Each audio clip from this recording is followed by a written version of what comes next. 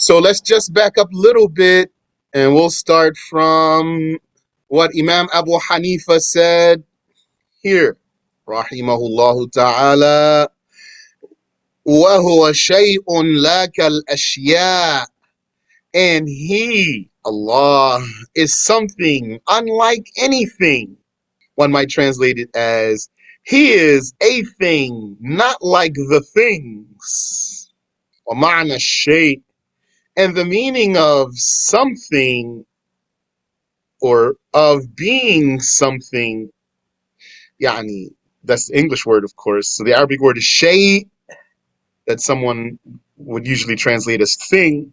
So I'm saying something. The meaning of this word, ashay, something, in reference to Allah, yani, its meaning linguistically is what exists, something with confirmed existence. So the non-existent, as the scholar said, like in An-Nasafi, وَالْمَعْدُومُ لَيْسَ بِشَيْءٍ. The non-existent is not something. Nothingness is not something. So the meaning of shay, something or a thing, is linguistically we mean here, is the confirmed existence, or what has confirmed existence. And so what it means here in this context, which is the context is in terms of the Islamic creed, when speaking about God, its meaning is إثباته بلا جسم ولا جوهر ولا عرض, confirming him, confirming him. إثباته, I'm saying confirming him instead of his confirmation, because the ithbat means for someone to do the confirming. Unless means here not that. Unless ithbat here doesn't mean that, but you would say, for example, in Arabic, thabata yathbutu thubutan. Thabata yathbutu thubutan. So that means that something is confirmed. Yeah, it is itself confirmed. Thabata. So when I ask you, is it true? You'd say thabata. It's confirmed.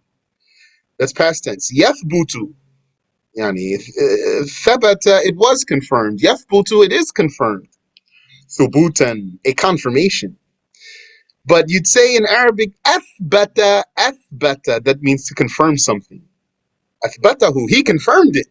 Did he confirm it? Naam, athbatahu, yes, he confirmed it. Athbata yuthbitu ithbatan. That's why I translated it that way. It's confirming him. So, wamana shay'i ithbatuhu, the meaning of God being something is confirming him, yani confirming his existence. Bila jismin wala jawharin wala arad, without body, nor atom, nor property. Property meaning the transient, temporal, yani the attributes, the created attributes of creations, those attributes that come and go, like you would be still and then you'd start moving, and then you'd stop moving and start being still, and you would be warm and then you'd be cold, and you would be healthy and then you'd be sick, like that, and you would be ignorant and then you would know, and you would know and then you would become ignorant. And like this, maybe you were born and your skin was yellow or white and then became brown. Yani, the attributes of the creations which are subject to going away. That's arad. We usually just say arad means created attribute, which that's true. And I just said all what I said here to yani because of the linguistic meaning of arad. These letters ayn, ra, bod, here they have the meaning of temporariness or being temporal, subject to coming and going. So that temporary, subject to coming and going thing here is the attribute of the creation. So Allah Ta'ala, He exists without body and without atom and without property. Property meaning the created attribute. He has eternal attributes. His attributes are not called a'rad. They are called sifat, attributes. ولا حد له ولا ضد له ولا ند له ولا مثل له. So the meaning of shay, something, of Allah being something, is confirming Him without body and without atom and without property and without having a limit. A limit means an edge, a border, and without having opposition and without having a nemesis and without having a likeness. We read all of that. That's where we stopped last time. Well, we did go further last time. But we said we're going to come back and start from here. Now, Abu Hanifa, rahimahullah, he wants to discuss mutashabi attributes. And so he says, وَلَهُ يَدٌ وَوَجْهٌ وَنَفْسٌ كَمَا ذَكَرَهُ اللَّهُ تَعَالَى فِي الْقُرْآنِ. And he has an attribute called yad, and an attribute called wajh, and an attribute called nafs, just as he mentioned, just as Allah mentioned, exalted is He in the Quran. Yani, that's their proof. And without that coming in the Quran or the hadith of the Prophet alayhi salatu wasalam, we would not have a way to confirm this class of attributes or this category, this qism of attributes.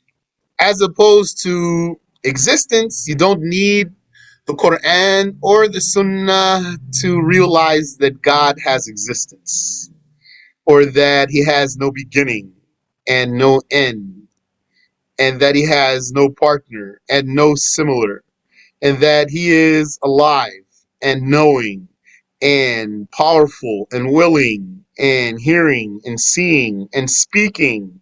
Those attributes, you don't need the Quran to confirm them for you, although they are confirmed in the Quran. So if you deny those attributes, those 13 attributes that you can know without the Quran or the Sunnah, then you would be a disbeliever with no excuse. Even if you just took your Shahada 1 minute ago, you wouldn't have an excuse for denying those attributes. But these attributes here, you cannot know them by your mind. You can only know them by hearing. By hearing here means by way of the revelation, by taking that from the Prophet alayhi salatu wasalam, whether it is what he conveyed in the Quran or what he conveyed in his hadiths. So when it is confirmed in the Quran or in the hadiths or a consensus that Allah Ta'ala is attributed with something, then it is for sure an attribute of His. And these are attributes of His. He has an attribute called yad and wajh and nafs, as He mentioned in the Quran, which is how we knew that He has those attributes, or by way of the Sunnah and not by our minds. And here, this yad and this wajh, I will not translate them. And instead, I'm just going to confirm the Arabic term, because these are from the mutashabih. Mutashabih means ambiguous. Ambiguous means susceptible to more than one meaning. And ambiguous means even if you understand the language, the intended meaning is not necessarily clear for you. And if you were to ask, why would Allah reveal in the Quran something that is susceptible to more than one meaning, or is not necessarily clear even for someone who understands Arabic? Then the answer is to test His slaves. Allah Ta'ala, He reveals whatever He wills, and it is our duty to comply and not to liken Him to the creations. And His faithful believers with clean creed, clean monotheism, and proper understanding of the religion, they will confirm these attributes because they came in the confirmed texts, and they will not explain those attributes by a meaning that compares Allah to the creations, because Allah is incomparable and they will not deny these attributes because they are confirmed in the revelation. Those ones who take that position, they are the ones who pass the test. And who will fail the test? Those who say these attributes need to be taken literally, and therefore we shall say Allah has a hand and a face and eyes and fingers and foot that he puts in hellfire and a shin, and he sits on the throne, and he will grab hold of heavens and earth, and he will ball up the heavens in his hand, and so those ones, they failed the test there because they thought that these are attributes of Allah of the meanings of body parts. We say they are attributes of Allah, and that's it. We don't say body parts, though. They don't say body parts usually, those other people. They don't usually say they are body parts, but they will say they are real. What they mean by real is literal. And they also say, and we do not explain them with any alternative interpretation.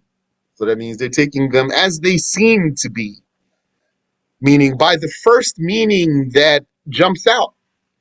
They take them by the first meaning that jumps out at them, and they don't regard any meaning other than those.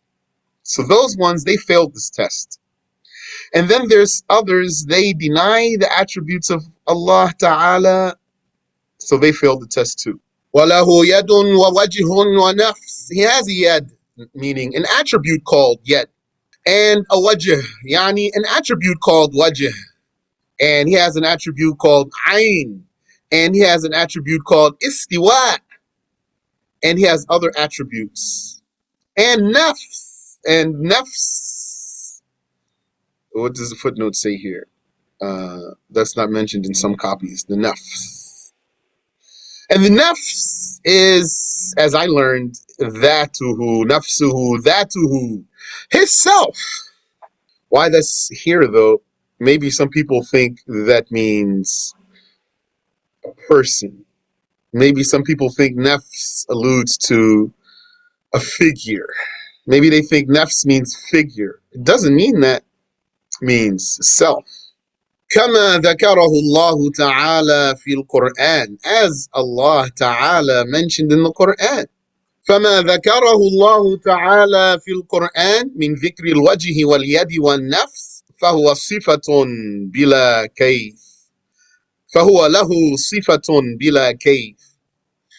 So whatever Allah mentioned in the Quran, exalted is He, and therefore it is undeniable because it's mentioned in the Quran. And if you don't know what it means, then just confirm the words and say whatever it means. It means something befitting.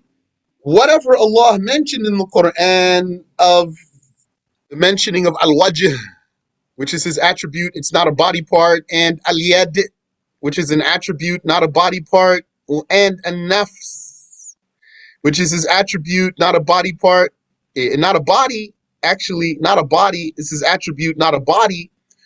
فَهُوَ صِفَةٌ بِلَا كَيْفٍ. It's an attribute, not a piece or a part or an organ. Without a how. فَهُوَ صِفَةٌ بِلَا كَيْفٍ. It is an attribute of his without a how. And without a how means without any mode or form or manner of being. Without having any way about it. It's not this way or that way. It doesn't have some way. It's an eternal attribute of his. Which means, for Abu Hanifa to say this means that Abu Hanifa, he does explain, he does make ta'wil. Abu Hanifa confirms ta'wil, interpreting a text by other than its apparent meaning when there is warrant to do so. Because to say without a how, he's saying it's yet, that's not a body part. So that means, and he's saying it's yet, it doesn't have shape or form. And wajh, that doesn't have a shape or form. So that means not the apparent meaning. So that means he's making ta'wil. Even if he's not determining exactly what is the meaning, he's still not taking the apparent meaning. Wajh, is that correct spelling? If you want, take the second A out. just W-A-J-H, wajh. Some people who speak English, they don't say the H at the end. They say wedge. They say Allah has wedge. It's wajh. There's an H at the end. Ha. You're welcome. وَلَا يُقَالُ إِنَّ يَدَهُ قُدْرَتُهُ أَوْ نِعْمَتُهُ. And it is not said that his yad is his power or his endowment. So this statement of Abu Hanifa is not a denial of ta'wil, because he just said right before that, bila kayf. So if someone knows the creed of Ahlul Sunnah, then he knows that when the scholars say bila kayf about these attributes, that they are saying we don't take them as they appear. And by not taking it as it appears means an alternative interpretation is being made. But don't forget, alternative interpretation, yani that means not explaining it literally includes not even determining what it means exactly, as long as you're just not taking what it appears to mean. It's enough to not take it as it seems to mean to be considered an alternative interpretation.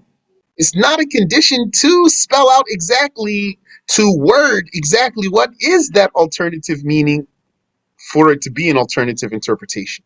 And when Abu Hanifa says here, وَلَا يُقَالُ إِنَّ يَدَهُ قُدْرَتُهُ أَوْ نِعْمَتُهُ, it is not said that his yad is his power or his endowment.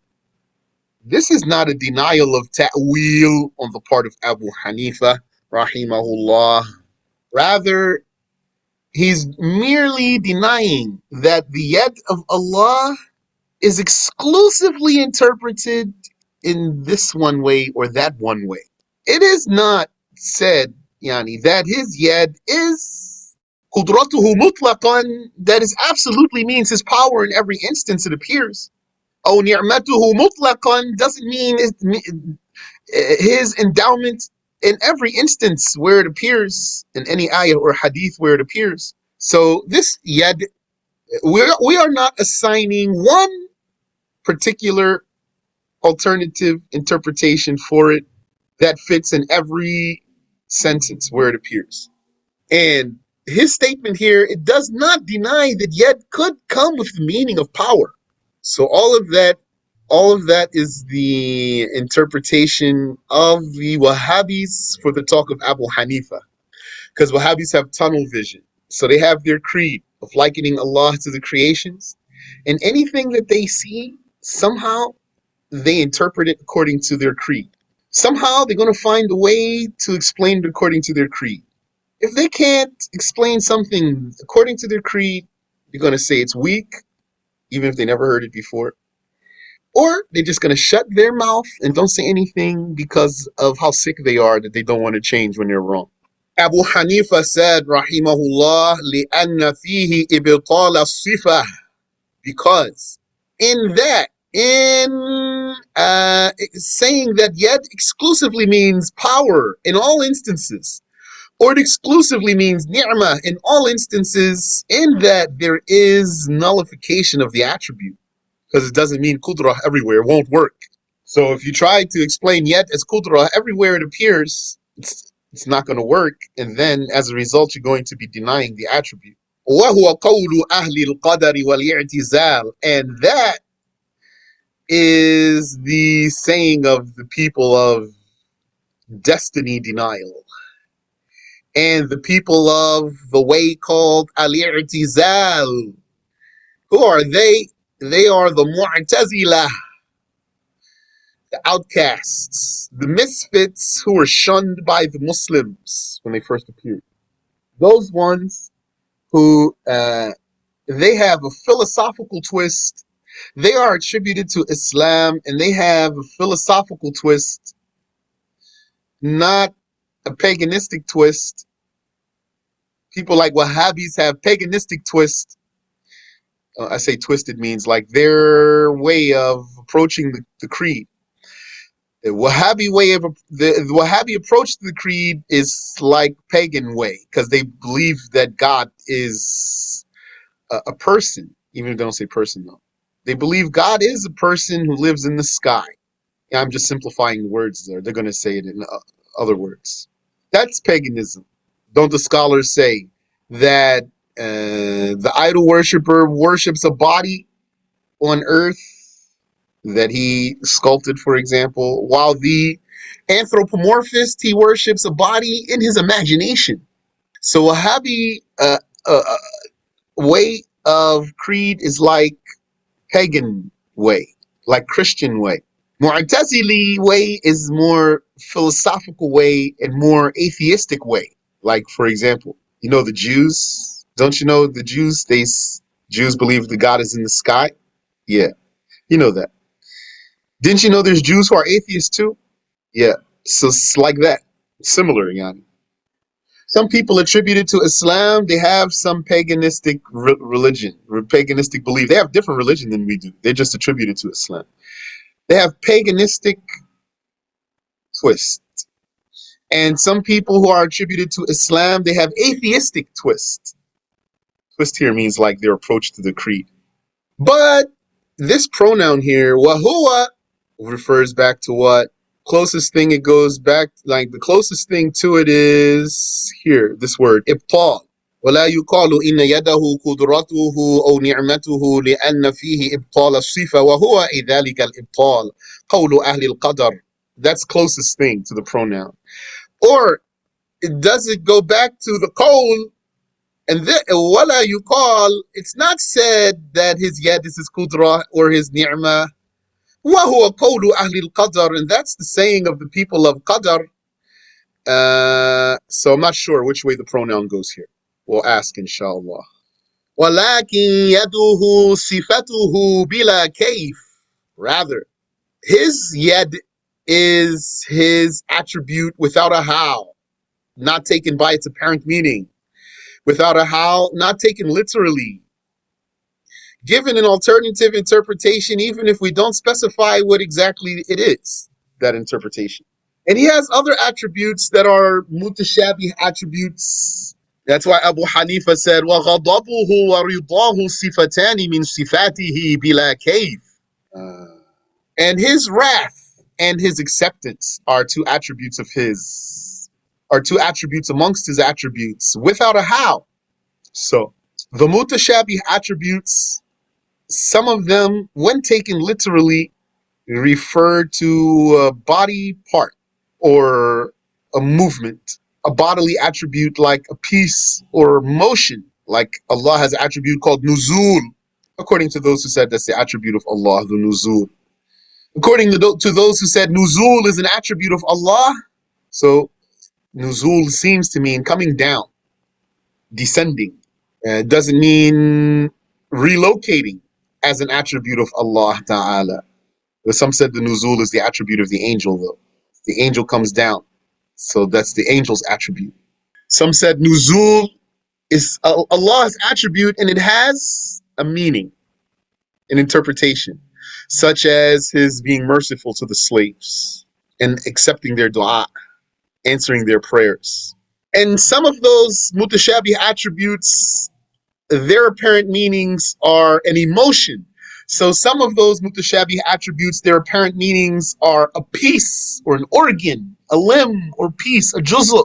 And some of them, their apparent meaning is infi'al, a feeling or an emotion.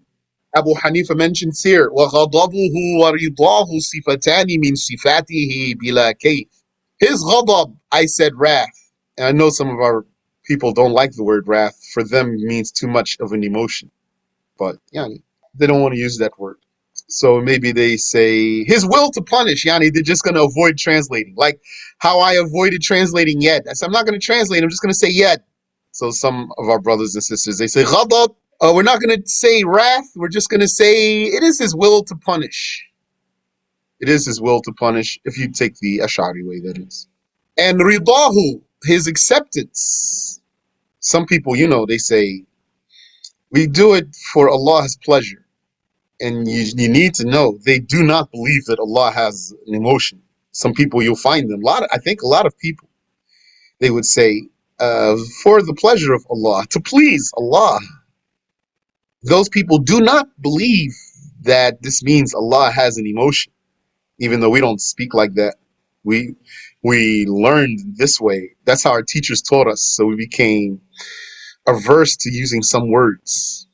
But be mindful here when someone say, Allah loves this, Allah hates that, Allah, we want to please Allah. Be careful. Don't rush to judge a person as a kafir here. Definitely don't rush here. And also, I advise you, is an advice here, don't claim also that none of these words work. They don't even work. You can't use it. It doesn't work. I advise you don't go that far. If you want, just say, if you prefer not to use some of those words, just say, Ghadab, for example, means his will to punish. And if you want, advise a person and say, you said this word and that word. We know Allah is not attributed with emotions. He's going to say, yeah, of course. So then you might say, yes, we need to be careful. And you don't have to say, for example, these words don't work at all. This is completely wrong. Blunder. Be careful here too. غضبه ورضاه صفتان من صفاته بلا كيف. His ghadab and his rida, they are two attributes of his amongst his attributes without a how. They are, according to Abu Hanifa and his followers, amongst his doings. His ghadab and his rida, those are amongst his doings. Because Allah has attributes of the self attributes, sifat dhatiyah. He has self attributes and he has sifat fi'l. He has action attributes or doing attributes. Ghadab and rida, those are amongst his doings. And yad and wajh, those are among his self attributes. His yad is an attribute of his self. His wajh is an attribute of his self. His ghadab is an attribute of doing. His rida is an attribute of doing. And the istiwa, some said istiwa is an attribute of his self. And some said istiwa is an attribute of doing. So that's what Abu Hanifa offered for us here concerning the mutashabi. That's a great summary, a big summary, which is clear for you. Yani, we studied this type of information before in different lessons, many lessons, muhkam and mutashabi ayahs. So we know this is a very lengthy subject. Here, if we wanted to go into details, we can go into plenty of details. But we just want to stick to the metin here and unravel the words. So then Abu Hanifa went on, rahimahullah. He said, خلق الله تعالى الأشياء لا من شيء. Allah Ta'ala created the things, not from anything. Meaning, He created the things, including the very first thing, not from anything. Meaning, that very first thing, which was water, the very first thing Allah created was water. That was created not from anything. I'm trying to be mindful of the way I put some words here. You remember how Abu Hanifa said, يَتَكَلَّمُ لَا كَكَلَامِنَا. He speaks not like our speech. I told you someone might say, he does not speak like our speech. And Abu Hanifa, on purpose, he's not saying it that way. He's saying, he speaks not like our speech. So I'm trying to follow that way. But in the English sometimes comes out different and then rolls off my tongue in a way that's not like that. Like, for example, here, when he said, وَلَا حَدَّ لَهُ. Last time I said, he has no limit. He has. So when you say he has, the right, he has, and then no limit. And what Abu Hanifa is saying is, he does not have a limit. So I'm trying to be mindful there. Sometimes those come off my tongue, not like the way Abu Hanifa is saying. He speaks not like we speak. He does not have a limit, and he does not have a contender, and he does not have a similar. Instead of saying he has no similar, you speak in English that way. You say to a person, I have no need for you. Now, maybe that's even eloquent English. I think it's old, proper English.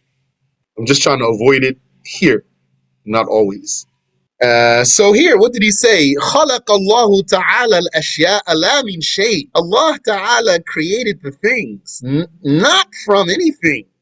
So he didn't say here, Allah Ta'ala created the things from nothing. He's saying, Allah created the things not from something. not from something. So that includes the very first thing, which is the water. He created it not from something. So then we might say he created it from nothing. Not saying it's wrong English to say he created it from nothing. Like you might say in English, I see nothing. So, while in Arabic you'd say, I do not see. Well, yeah, what the equivalent of is, I do not see something. Yeah, but I don't mean to stick here too long. But what makes me not think it's wrong, Yani, it's clean English, because you do say in English, I do not. That's what you say, right? Say, I do not. You don't say, not do I. You say, I do not. So then, looks like the confirmation comes, then the negation comes. And he does not have, Yani. He has no partner. Yeah, meaning he does not have. So, Allah created everything. He created the things, not from something. He said, you're reading a translation that says, Allah created the things from no other thing. Yeah, so the way that's translated then means to put the word min in front of the word la. Then he created the things from no thing. So Abu Hanifa saying, if we want to follow his word order, he created the things not from something. That includes the very first creation of water. As for what came after the water, it is created from the water, directly or indirectly. The Arsh, which is the second creation, is created directly from the water. We, for example, now here we are existing in the time we exist, long time after that water was created, not directly from the water, from that water were we created, rather indirectly we are created from that water. You said either way is good. Well,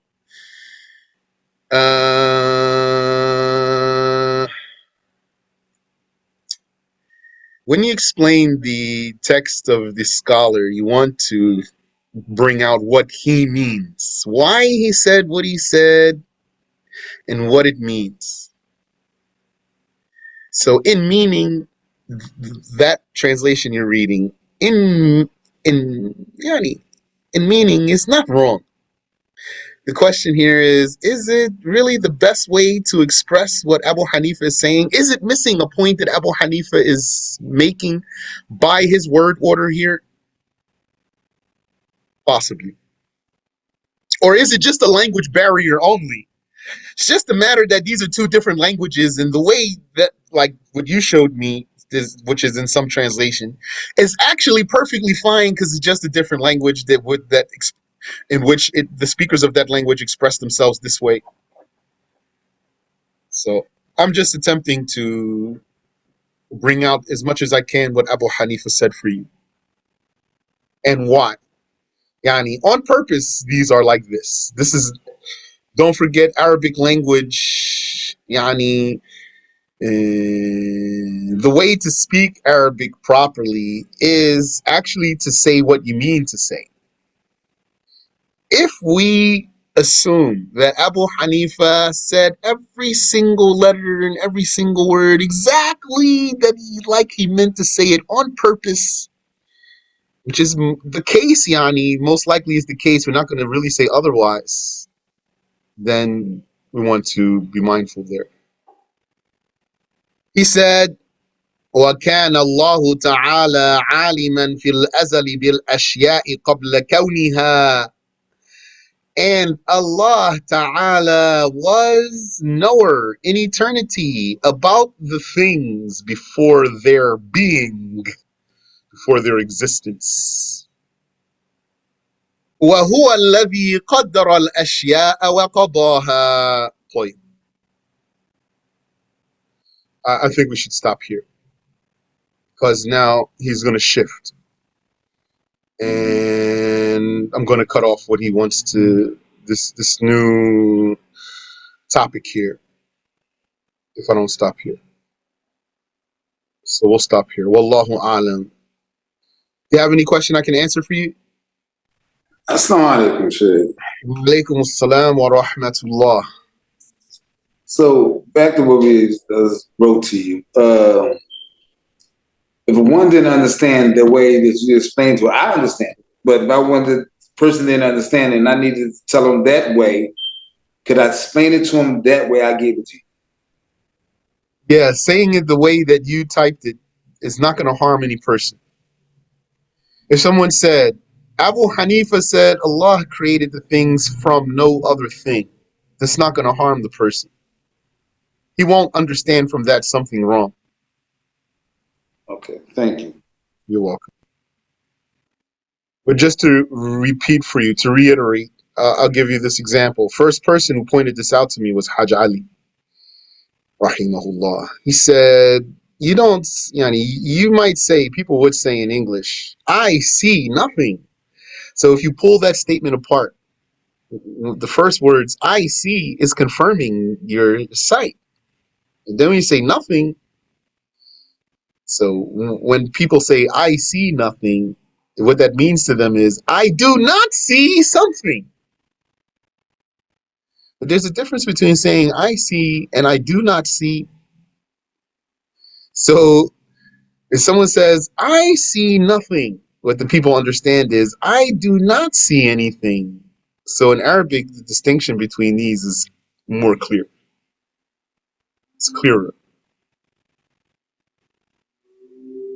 Like you might say in English, uh, I speak no lie. I speak no lie. It's different from saying I do not speak a lie. Because when you say I do not speak, that's a denial there. When you say I speak, that's a confirmation.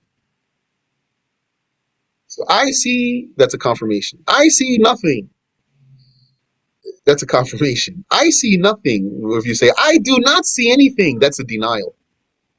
So there is a difference in meaning. MashaAllah. He says, so when a person says, Allah loves me, or I want to be good so I could be loved by Allah, can we just not say anything? Yeah, it's possible that you don't have to necessarily always say something. Doesn't mean he believes in blasphemy when he says that. But if he says Allah loves me, that it's not the issue of the love here. This sentence, Allah loves me, that's potentially an issue if he believes Allah has an emotion. But the issue here is that what makes you think that you are accepted by Allah? Maybe you are not accepted by Allah. That's what the Christians say here. They say God loves you. God loves me. He doesn't know. He's a wretched one, kafir to Allah. So that's the problem here. I want to be good so I could be loved by Allah. Yeah, so it's not necessarily you have to say something, but maybe you want to. If you found that person is not very learned, doesn't understand, yeah, he's not very learned, or because even if he was learned, but there's other people around and you're afraid for them that they would think it means Allah has an emotion. But the case is not like some people think that these words are actually completely invalid, unusable, bil marra. No. And then they're gonna say, "Well, you show me the dictionary. If you can't show me something in the dictionary, then yani, even if you go that way, if you can't show me in the dictionary, then really, if you go that way, it's because you got a certain amount of weakness in the language itself. Then they're gonna bring you one entry from some dictionary, or maybe even several dictionaries. Still, it doesn't mean really they encompass the meanings here. Some of these things, you're not going to achieve their comprehension merely by looking them up in the dictionaries, rather by understanding language, like, for example, knowing literature, reading, being aware of like literature, especially older things. Not just looking up words in the dictionary, not just read Aqidah, like learn Aqidah. Okay, that's good. And you speak English. Let's say you don't know English, Arabic. Even if you know Arabic or you don't know Arabic, but you're speaking English and you learned Aqidah and you have a dictionary. So that's not really enough to make some claims that some people might make. And maybe they didn't read like anything in terms of literature, English literature, I mean. طيب. Assalamu alaikum, Sheikh. وعليكم السلام ورحمة الله. May I ask a question sort of unrelated? Sure. So, if a person, say a Muslim who fell into blasphemy, but without realizing, meaning they didn't know the judgment that they had, what they had done was blasphemy.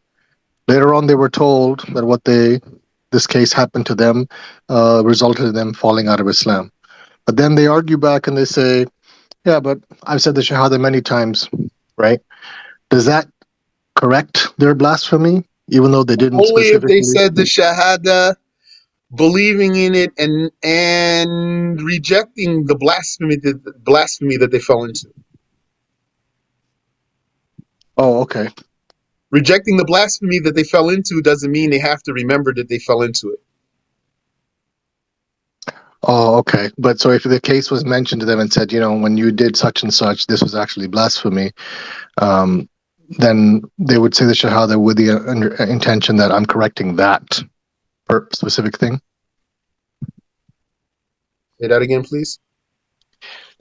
So when the judgment is kind of mentioned to them and said, this what you did back then was blasphemy, are you saying that they would have had to have said the Shahada with the intention to correct that blasphemy? No, I'm not saying that. I'm saying that they say the Shahada while they don't accept any blasphemy. Any blasphemy. Okay, so that would be sufficient then for correcting their situation. Yes. That means that this thing which is blasphemy that they fell into, they realize that it is blasphemy. Not that they know that they did it, not that they remember necessarily that they did it, but they do Mhm. know it is blasphemy. And when they say the Shahada, they say the Shahada believing in it with rejection of any and all blasphemy and only wanting to be a Muslim, then Okay, enough to make the person a Muslim. Even if he didn't remember that he did commit that blasphemy, but he does know in his heart that such a thing is blasphemy. right. So in was their argument of that? Oh, I said the Shahada so many times, it doesn't really hold any basis, right? Because No, they didn't know. hold Yeah. on. Yeah. So if you say I said the Shahada so many times, if what he means is I said the Shahada so many times while I realized that something like that is blasphemy, even though I didn't remember that I did that blasphemy. But since I did that blasphemy, I did come to realize that it is blasphemy, and I didn't remember that I did it. And I hate all blasphemy, and I've been saying the Shahada with the hatred and disavowing of blasphemy since then. So if that's what he Right. meant, he's a Muslim. Right. Okay. Fair. Barakallahu fiqh. I mean, Muslim. سبحانك اللهم وبحمدك أشهد أن لا إله إلا أنت أستغفرك وأتوب إليك